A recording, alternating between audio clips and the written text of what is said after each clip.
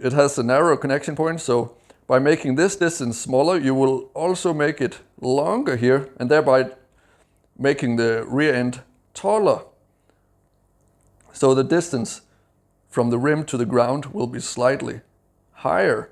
Okay, so you've actually changed the true sag of the bike by changing to a narrower rim.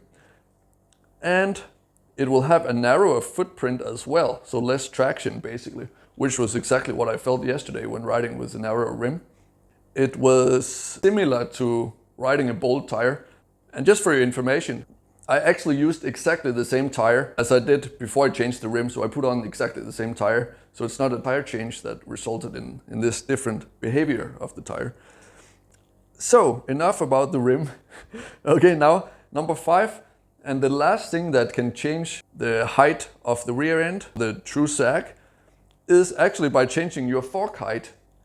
And that could be by, if you have air forks, if you change the air pressure, if you change your springs, or if you simply change the fork height by sliding the forks up and down in triple clamps. Now you might think that doesn't exactly change the rear end height, does it?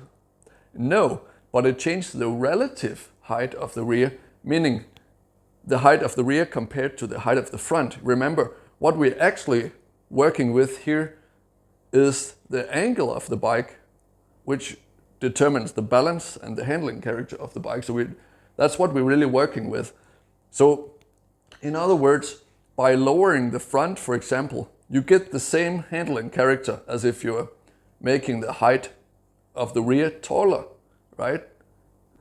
So if you wonder why I came up with this name True Sag, well, that's because with my education, I've studied nanoscience.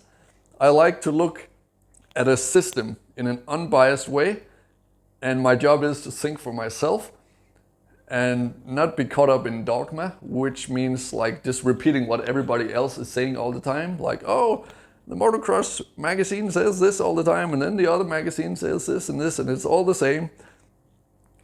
But as you can see, it's only using rider sag is such a limited understanding of what is actually going on. If you look at the bike like a full system, what we're really working with is the angle of the bike, right? And not just like the rider sag, which is depending on the preload of the suspension. So one of the final takeaways from this video is that measuring your rider sag is not always enough. So the final takeaway is that if you have changed any of these 5 things here, you have also changed the true sag of the bike or the angle of the bike, and thereby the effective riding character of the bike, without changing the rider sag necessarily.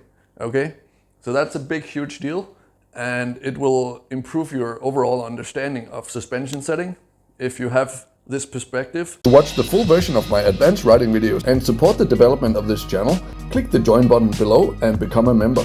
And thereby you will get access to exclusive videos where I go through the most advanced skill levels and also explaining things from a physics standpoint, because I have a background in science and thereby studying physics. So I'm able to explain actual riding technique and the mechanics of riding, also bike setup, in a way that you don't see on many other channels. Also, I share my own step-by-step methods on how I track my own progress and riding technique development. So if you're interested in that, consider becoming a member and clicking the join button. And if you like tropical island holidays, visit fitcamp5.com for my 2-time TripAdvisor award-winning training camp, where we train fitness and action sports together while learning to live a healthy lifestyle and, maybe most importantly, have fun at the same time. And if you're really serious about improving yourself, you should definitely check out my full online courses, where I share step-by-step programs on how I developed my own routines over the last 12 years as a CEO, working in 4 different countries, while being a successful competitive athlete with more than 20 years of experience in fitness and nutrition. Check the link in the description for that. And in any case, thank you so much for watching. Have a great day, be awesome, believe in yourself, and see you on the next one.